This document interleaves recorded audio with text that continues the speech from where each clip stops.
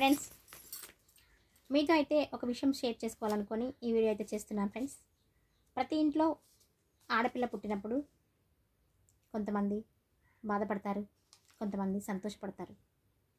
బాధపడే వాళ్ళ కోసం ఈ వీడియో చేయాలనుకున్నాను.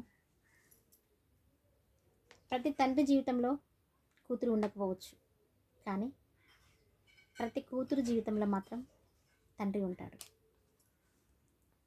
కూతురు ఉన్న ప్రతి తండ్రి గొప్ప అదృష్టవంతుడు. కూతురు ఉన్న ప్రతి ఇల్లు భోగ భాగ్యాలతో విరసిల్లుతూ ఉంటుంది.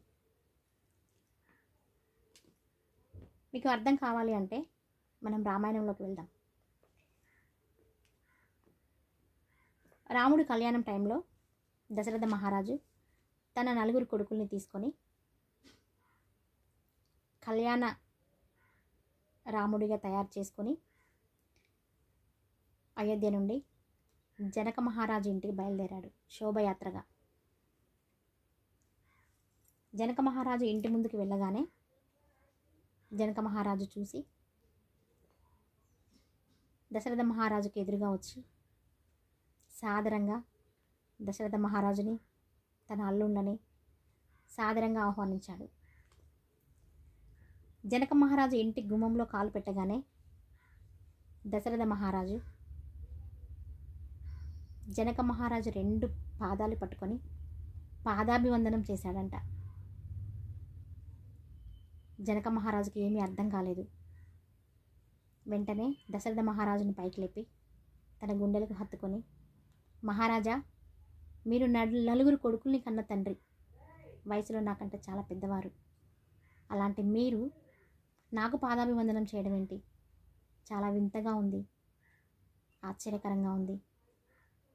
పరిగెడుతున్న గంగానది వెనుక తిరిగి ప్రవహిస్తుందా అన్నట్టుగా ఉంది అని ఆశ్చర్యపోతూ అడిగాడంట. దానికి దశరథ మహారాజు చెప్పిన సమాధానం ఆనందదాయకం, అద్భుతం, మహా అద్భుతంగా సమాధానం చెప్పాడు. మహారాజా, మీరు 4 కూతుర్లని ఈరోజు మాకు కన్యాదానం చేస్తున్నారు. మీరు 4 కన్యల్ని కని మాకు దానం చేస్తున్నారు. మేము మీ దగ్గర దానం తీసుకోవడానికి వచ్చాం, ఒక యాచకులుగా వచ్చాము. ఇచ్చేవారు గొప్పవారా, తీసుకునేవారు గొప్పవారా? ఇచ్చేవారు అదృష్టవంతులు, తీసుకునేవారు దురదృష్టవంతులు అని సమాధానం చెప్పాడు. ఆ మాటలు విన్న జనక మహారాజు కళ్ళల్లో ఆనంద బాష్పాలతో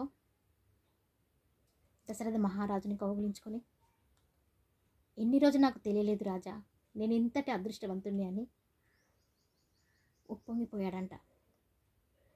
ఫ్రెండ్స్, ప్రతి కూతుర్ని కన్నప్పుడు తండ్రి బాధపడవచ్చు, కానీ కూతుర్ని కన్న ప్రతి తండ్రి అదృష్టవంతుడే.